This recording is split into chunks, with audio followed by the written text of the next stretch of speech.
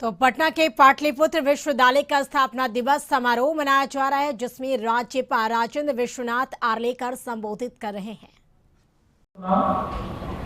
वे माननीय शिक्षा मंत्री डॉक्टर चंद्रशेखर जी, इस विश्वविद्यालय के कुलपति प्रोफेसर आर के सिंह जी, प्रति कुलपति प्रोफेसर गणेश महतो जी,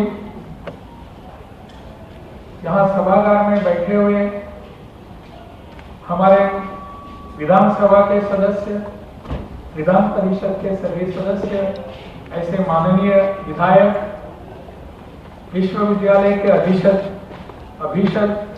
एवं विद्वत परिषद के माननीय सदस्यगण, सभी यहाँ उपस्थित संकायों के अध्यक्ष, स्नातकोत्तर विभागों के अध्यक्ष, अन्य महाविद्यालयों के प्राचार्य, विश्वविद्यालय के पदाधिकारीगण, शिक्षकगण, कर्मचारीगण और यहाँ बहुत बड़ी नहीं, कम संख्या में उपस्थित मेरे विद्यार्थी मित्रों, प्रिंट एवं इलेक्ट्रॉनिक मीडिया के सदस्य, प्रतिनिधि, अन्य सभी सज्जनों, माताओं, बहनों और सज्जनों, आप सबको संबोधित करने का मुझे अवसर मिल रहा है। वैसे आप सबको मैं, जो भी इस विश्वविद्यालय से जुड़े हुए हैं, इन सबको हार्दिक बधाई और शुभकामनाएं देता हूं आज के स्थापना दिवस की। वैसे मेरी थोड़ी शिक्षा के विषय में रुचि है और इसलिए मैं और भी संतुष्ट हूं कि पटना में जो एक बड़ा कार्यक्रम सार्वजनिक हो रहा है, वह पहला कार्यक्रम मैं विश्वविद्यालय से जुड़े इस विषय के कारण यहां आ पहुंचा हूं, शिक्षा के बारे में आ पहुंचा हूं। हम सब जानते हैं कि 5 वर्षों का काल ज्यादा काल नहीं होता। अगर हम बच्चों के बारे में सोचेंगे छोटे अपने घर में, तो 5 वर्षों का उनका काल हम सबको संतुष्टि देने वाला होता है। उनका चलना, उनका घूमना, उनका फिरना, उनका बोलना हम सबको आनंद देता है और उन 5 वर्ष के बच्चों के कारण हम घर में अपना वातावरण इतना आनंदमय होता है, संतोषमय होता है। वैसे ही 5 वर्षों के इस विश्वविद्यालय के कार्यकाल में बहुत कुछ आनंदमयी घटना यहाँ घटी है। मुझे लगता है कि जो भी हमारे मन में कुछ समस्याएं हैं शिक्षा के बारे में, उन सब का धीरे धीरे यहाँ निराकरण होता जा रहा है। किसी भी संस्था के जीवन में 5 वर्षों का काल ज्यादा अर्थ नहीं रखता। जब वो शिक्षा का संस्थान, खास करके शिक्षा का संस्थान होता है, तो उस संस्था के बारे में अगर 30 वर्ष होते हैं, 25 वर्ष होते हैं, 50 वर्ष होते हैं, तो उसको मैच्योर माना जाता है, उसको गंभीरता से लिया जाता है। परंतु 5 वर्षों के कारण, ठीक है, अभी बच्चा है, आ जाएगा, परंतु इस विश्वविद्यालय ने साबित करके दिखाया है, हम बच्चे जरूर हैं, परंतु कच्चे नहीं हैं। बच्चे हैं जरूर, कच्चे नहीं हैं। इसलिए मैं यहाँ के सभी इससे जुड़े हुए सभी अधिकारीगण, छात्रों को भी मिलाकर उन सबका मैं फिर एक बार अभिनंदन करता हूँ। अभी जिनका पुरस्कार हुआ, उन पुरस्कारों के बारे में मैं देख रहा था। बच्चों ने बहुत ही अपनी कुशलता पूर्वक अपनी कला जो है उसको प्रस्तुत किया था। शिक्षा में हो, स्पोर्ट्स में हो, ललित कला में हो, उन्होंने जो भी यहाँ अपना प्रदर्शन किया है, उनको पुरस्कृत करना हमारा कर्तव्य बनता है। यहाँ कुछ संगीत से जुड़े हुए बच्चे आए थे, उनको भी सम्मानित करने का मुझे अवसर मिला। तो मैं बारीकी से सुन रहा था, देख रहा था, अपने शिक्षा मंत्री भी देख रहे थे, पूछ रहे थे, तो अच्छा आप क्या गजल गाते हैं, आप बांसुरी बजाते हैं, कथक करते हैं, ऐसे सभी ललित कलाओं के बारे में इस विश्वविद्यालय में ध्यान रखा जाता है, ये खुशी की बात है।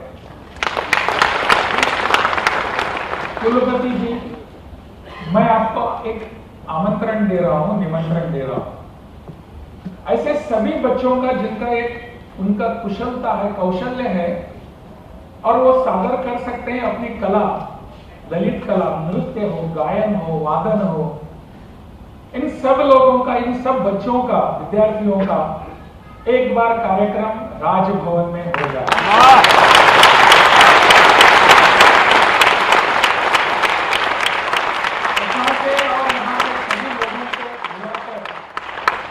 सम्मानीय लोगों के सामने, अतिथियों के सामने अपने बच्चे अगर कुछ अपनी कला प्रदर्शित करते हैं तो उससे खुशी की बात और कुछ नहीं। मुझे लगता है राजभवन में मैं आपको आमंत्रण दे रहा हूं, आप स्वीकार करेंगे। ऐसे बच्चों की कला, हमारे बच्चों की कला हमारे सामने आएगी, उनका अभिनंदन हम नहीं करेंगे तो कौन करेगा? हमको करने की आवश्यकता है। तब जाकर कहां, बिहार से बाहर जब हमारे बच्चे जाएंगे तो बिहार का नाम वहां प्रदर्शित करेंगे, रोशन करेंगे। बाहर जाने चाहिए, लेकिन आज उनके पीठ पर हाथ रखना हमारा कर्तव्य है, वो हमको करना चाहिए।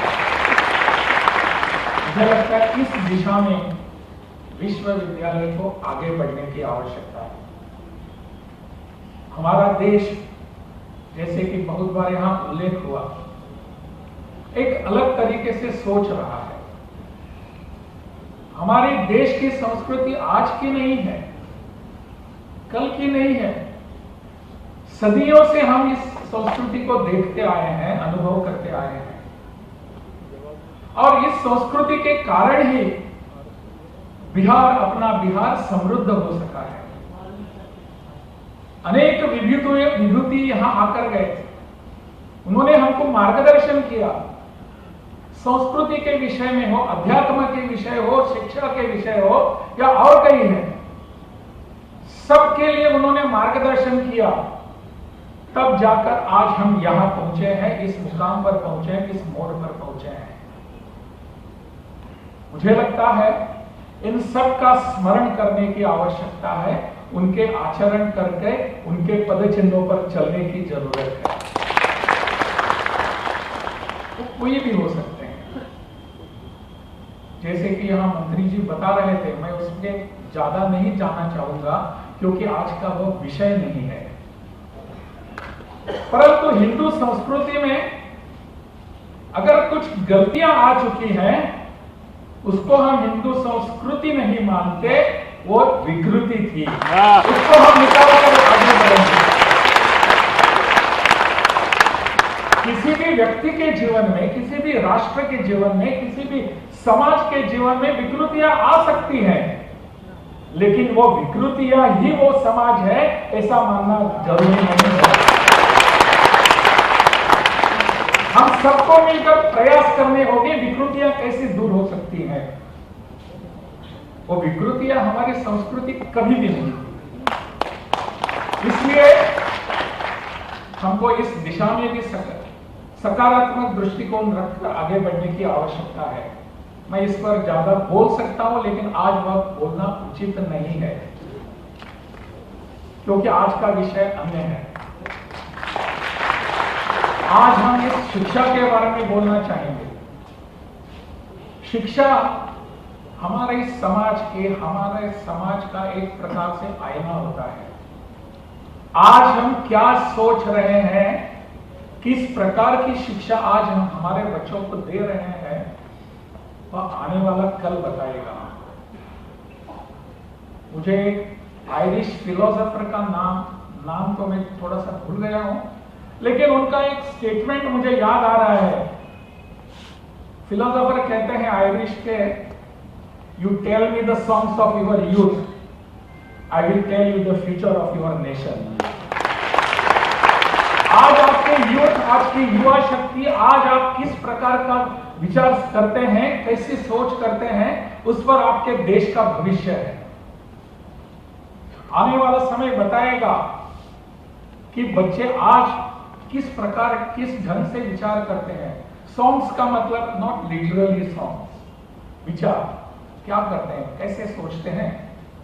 You tell me the songs of your youth, I will tell you the future of your nation. क्या करते हैं हमारे बच्चे, हमारे बच्चे क्या करते हैं, कैसे सोचते हैं, क्या करना चाहिए, इसकी जिम्मेदारी हमारी है, बच्चों की नहीं। हम जैसे विश्वविद्यालय है, उन विश्वविद्यालयों की है, हमारे महाविद्यालयों की है कि हम बच्चों को किस बात पर सोचने के लिए बाध्य करेंगे, कैसा सोचेंगे। मैं अभी हिमाचल प्रदेश से आया हूं। हिमाचल प्रदेश में मैं राज्यपाल था। वहां हिमाचल प्रदेश में मेरे एक एडीसी थे, आईपीएस ऑफिसर। वो मेरे साथ, वो हम साथ में एक और कार्यक्रम में जा रहे थे। जाते जाते एडीसी ने मुझे पूछा, सर मैं आपसे एक सवाल पूछता हूं। मैंने कहा पूछ लीजिए। मैं भी थोड़ा सतर्क हो गया कि क्या पूछेंगे पता नहीं।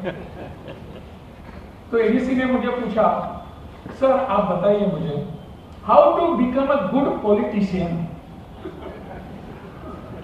मंत्री जी माफ कर दीजिए,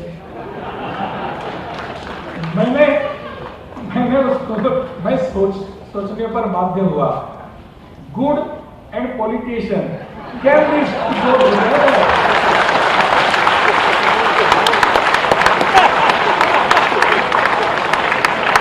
ऐसा हो सकता है क्या?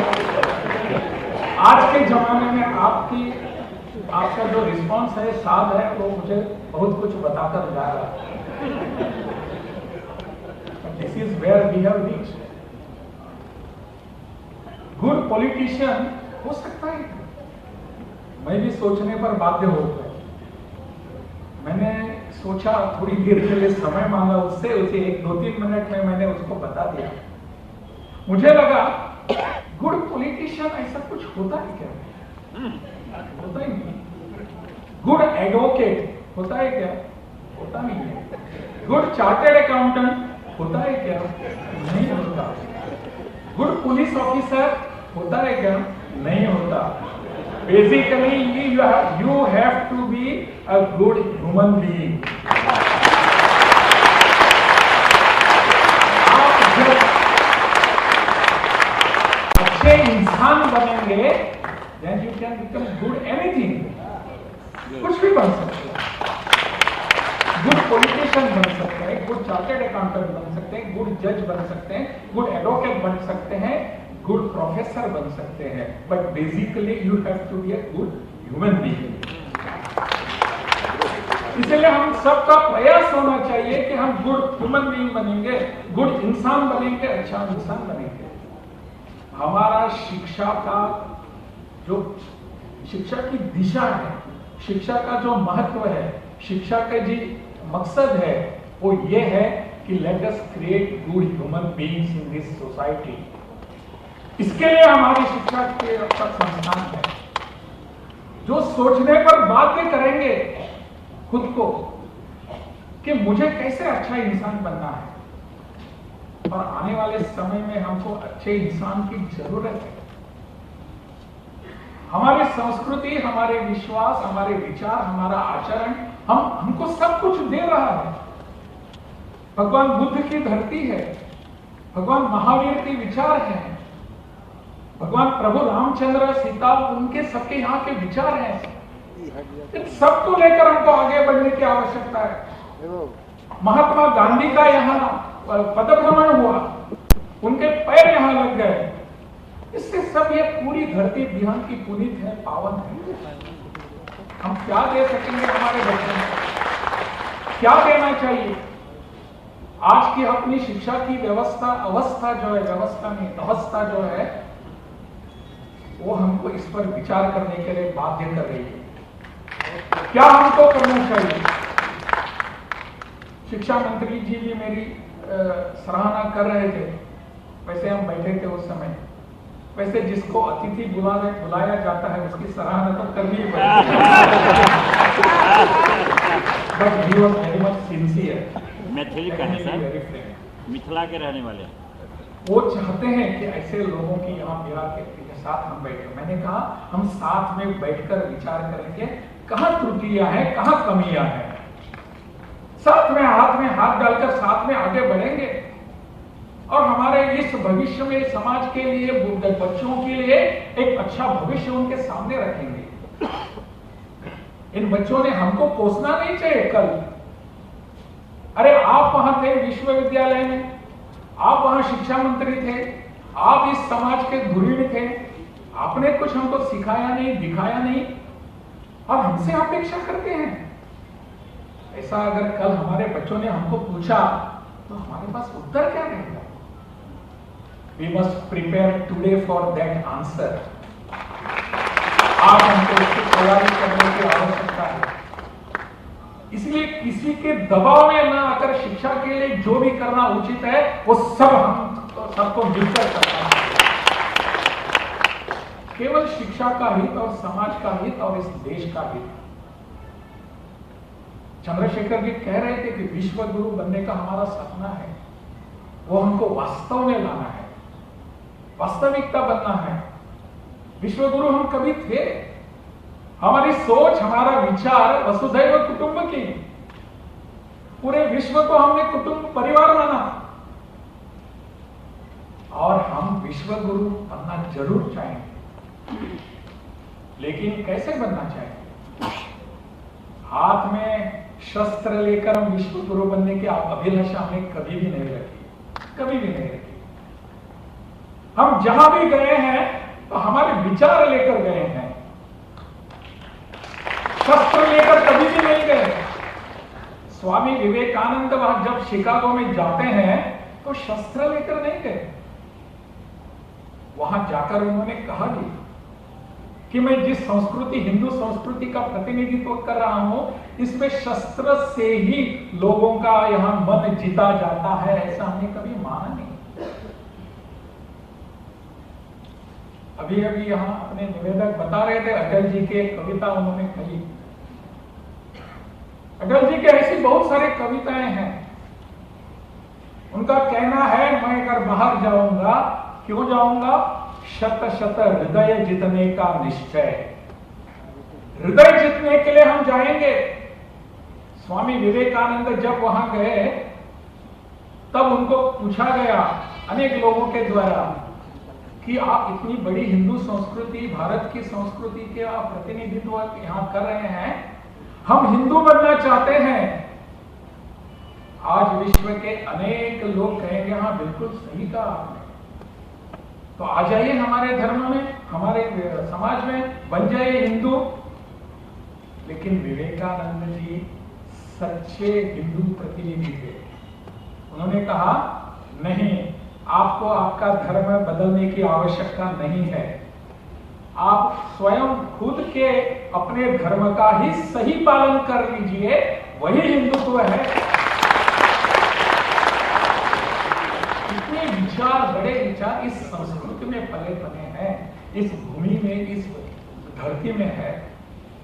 इन सबको लेकर हमको आगे जाना है। और जब हम आगे जाएंगे, बाहर जाएंगे, पूछेंगे कोई लोग, तो हमको यही बताना है मैं इस महानतम संस्कृति का एक प्रतिनिधि आपके सामने आया हूं, आपका भूभाग जीतने के लिए नहीं, हृदय जीतने के लिए आया। तब जाकर हम विश्व गुरु बनेंगे। कई बार ऐसा कहा जाता है कि अपनी संस्कृति इतनी बड़ी, इतने विश्व, बाहर के लोग यहां क्यों आए? क्योंकि इसको सोने की चिड़िया कहते थे।